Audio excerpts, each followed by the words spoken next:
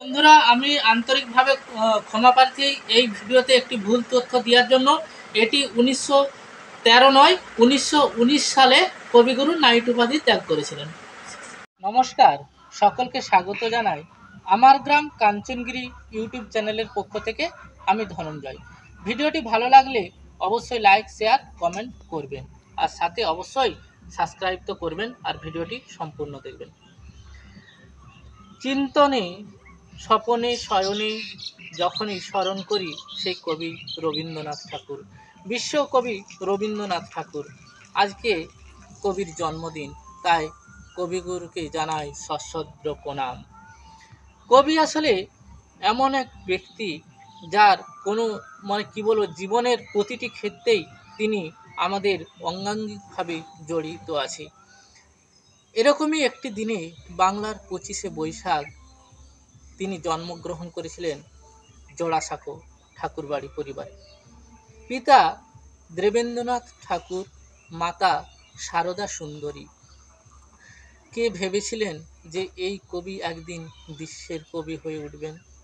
মানুষের মন্দিরে, মানুষের মনে তার আসন আজও পাতা। মানুষ কখনোই তাকে ভুলেন না।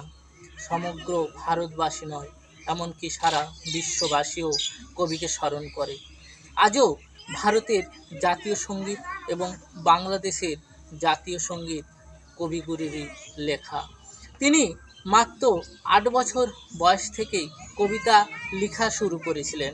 আসলে তার কবিতার মধ্যে এক অনবদ্য সংলাপ, এক অনবদ্য ছন্দ ফুটে ওঠে। শুধু কবিতায় কি থেমে থেকেছেন? না, তার নাটক, গল্প, কবিতা, কাব্য কোনো অংশেই তিনি কোনো অংশেই তার কোনো ছোঁয়ার বাইরে তিনি নেই। কবির সাধারণ জীবনযাপন করতে ভালোবাসতেন। আসলে কবি কখনো শিক্ষা জীবনকে তিনি কখনো চাইতেন না যে এই 4 দেয়ালের বন্দি থেকে স্কুলে পড়াশোনা তার মোটেও পছন্দ হচ্ছে না।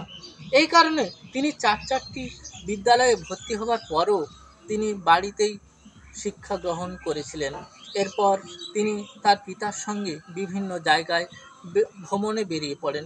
পরবর্তীকালে তিনি ব্যারিস্টারি পড়ার জন্য ইংল্যান্ডেও যান, কিন্তু সেখানেও সেই সাহিত্যর টান তিনি ভুলতে পারেননি। এমনকি সেখানে গিয়ে তিনি আইন বিষয়ে পড়াশুনো করতে গিয়েও তিনি যে ভারতের বাইরে যে বিখ্যাত শেক্সপিয়ার বলুন, আরও অন্যান্য যে ইংরেজি লেখক কবি রয়েছেন, তাদের তিনি অনেক বই পড়ে তিনি গুণমুগ্ধ হয়ে তার চিঠির পাতায় পাতায় তিনি সেগুলি তার লিখে পাঠিয়েছিলেন।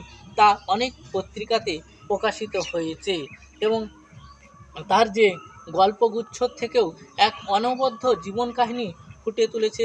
তার তিনি এক কোথাও লিখেছিলেন যে তাদের জামা বা একটা পকেটের ব্যাপারও, একটা যদি জামাতে পকেট থাকতো তা সেটাও বিরাট ব্যাপার। এখনের দিনে পাদুকা সৃষ্টি হওয়ার কোথাও তিনি তার একটা উল্লেখ করেছিলেন যে এখন আমরা যে আমাদের পোশাক পরিচ্ছদ, আসলে কবিগুরুর জীবন ছিল খুবই সাদামাটা এবং তিনি খুব ঐতিহ্য পরিবারে জন্মগ্রহণ করলেও তার জীবন ছিল খুবই অড়াড়ম্বর। তিনি 1913 সালে নাইট উপাধি ত্যাগ করেন।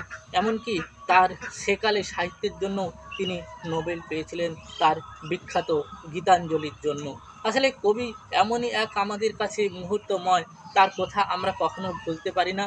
তাই তো আজকেও সেই 25শে বৈশাখে বারবার কবিকে স্মরণ করি সকলে। আজ ভালো থাকবেন, এই পর্যন্ত।